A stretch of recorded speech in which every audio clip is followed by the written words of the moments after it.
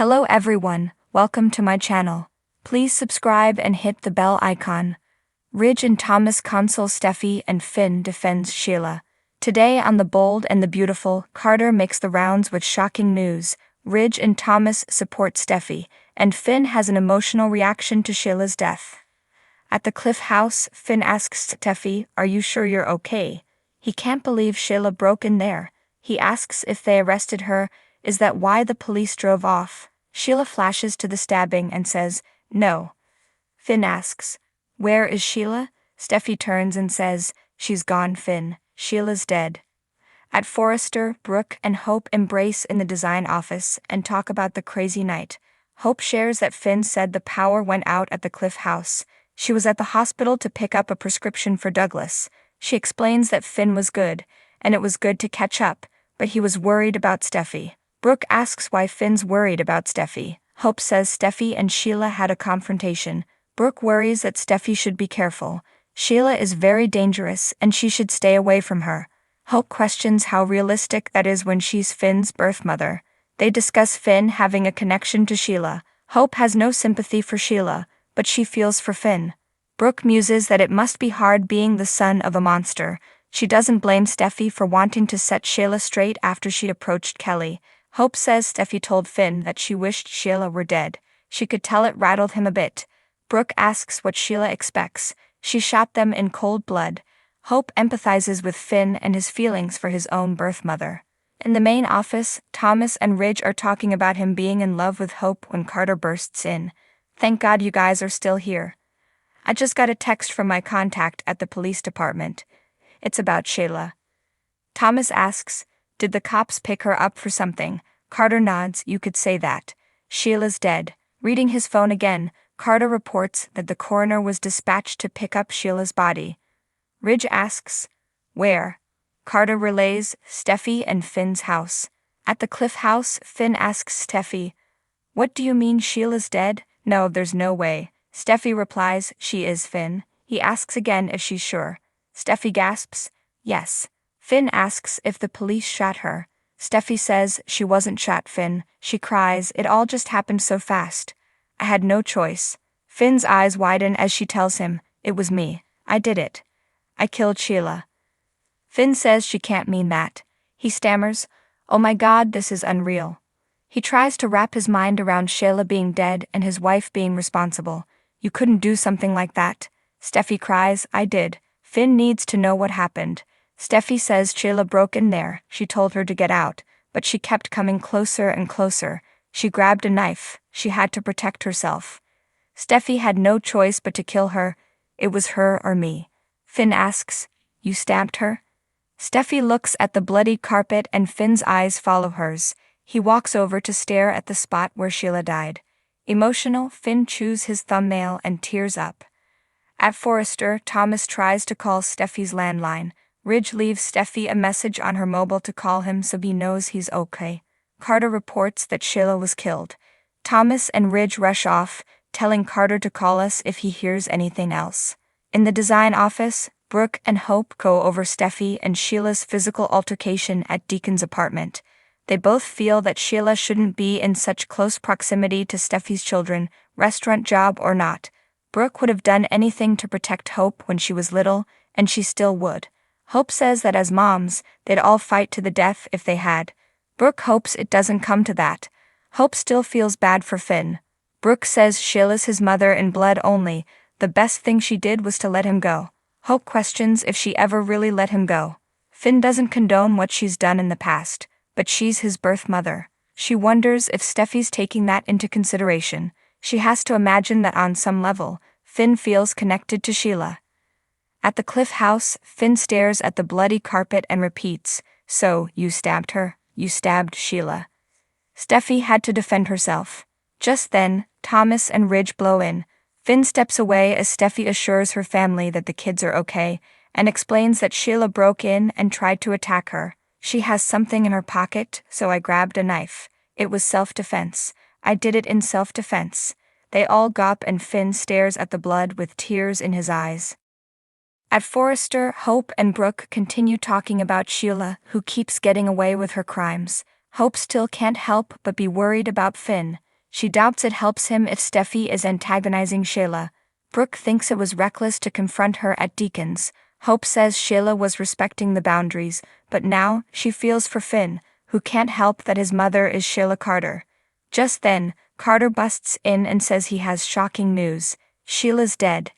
At the Cliff House, Thomas and Ridge reassure Steffy and ask if she needs to talk about it. Steffy's still in shock. She recalls hearing the loud noises in the storm before the power went out. She turned around and there was Sheila. She told her to stay away from her, but she got closer and closer. She lunged at me and I just reacted. Thomas tells Steffy she had no choice. I'm sorry you're going through this. Ridge is so glad his daughter's okay. Meanwhile, Finn silently cries as he thinks of Sheila telling him that she will always love him. Steffy tells Ridge and Thomas that she told the police everything, but they said a detective may come over to question her. Finn flashes to Sheila asking him to make Steffy leave her alone, so she can just live her life.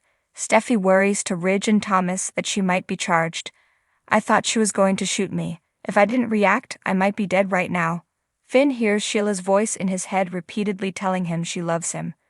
When Ridge says, that animal got what she deserved, Finn interrupts, animal? She was my mother. Sheila was my mother. In the heart of Los Angeles, where the sun kisses the sprawling cityscape, emotions ran high within the walls of the Forrester mansion. The air buzzed with tension, a palpable energy that crackled like electricity as the members of the Forrester family found themselves entangled in a web of conflicting emotions. Steffy Forrester paced the lavish living room, her brow furrowed with worry and her heart heavy with turmoil. She had always been the epitome of strength, the fearless matriarch of her family's fashion empire. But today she found herself grappling with a dilemma that shook her to the core. At her side stood her husband, Finn, his unwavering support a beacon of solace in the storm raging within her. His gentle touch on her arm was a silent reassurance, a reminder that no matter what challenges they faced them together. In the midst of Steffy's turmoil, Ridge Forrester, her father, and Thomas Forrester, her brother, approached her with concern etched on their faces. Ridge's trademark charm was overshadowed by the gravity of the situation, while Thomas's typically brooding demeanor was softened by genuine empathy. Steffy, we're here for you, Ridge said, his voice a soothing balm to her frayed nerves. Whatever you need, whatever decisions you make, we'll stand by you. Thomas nodded in agreement, his expression mirroring his father's sentiment.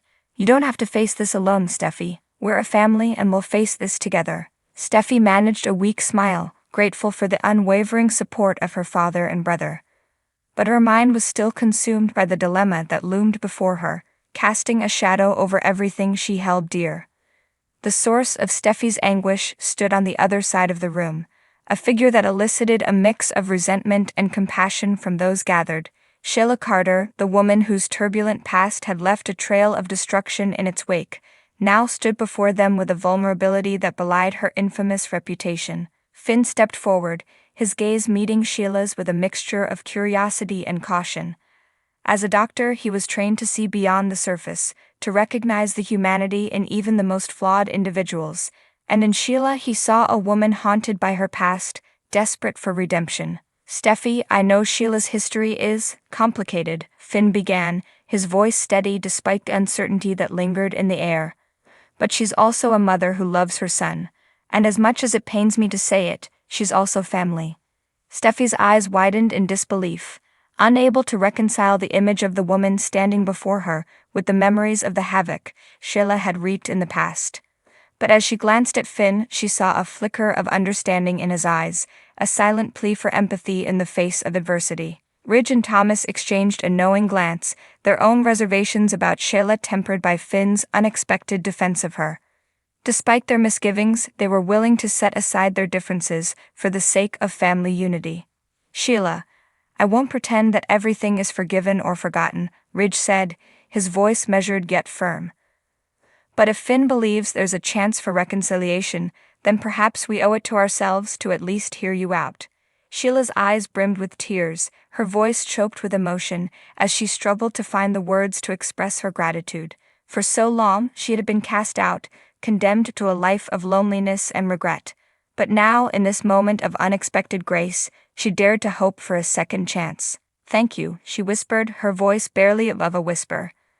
"I know I don't deserve your forgiveness, but I'm willing to do whatever it takes to make amends." Steffi's resolve wavered, torn between the instinct to protect her family and the desire to extend compassion to a woman who had known so much pain. But as she looked into Sheila's eyes, she saw a reflection of her own vulnerabilities, a reminder that forgiveness was not just a gift to be given, but a healing balm for the soul. "Finn, Thomas, Ridge," she said, her voice steady despite the tremor in her heart. "If you believe there's a chance for reconciliation, then I'm willing to give Sheila the opportunity to prove herself." Finn's smile was radiant, his faith in Steffi's capacity for compassion a testament to the depth of their love. Together, they had weathered countless storms, their bond forged in the crucible of adversity. And now, as they faced yet another challenge, they did so with the strength of their family by their side. As the sun dipped below the horizon, casting long shadows across the room, the members of the Forrester family embraced the uncertain future that lay before them. For in the face of adversity, they had discovered the transformative power of forgiveness, a beacon of hope in a world filled with darkness.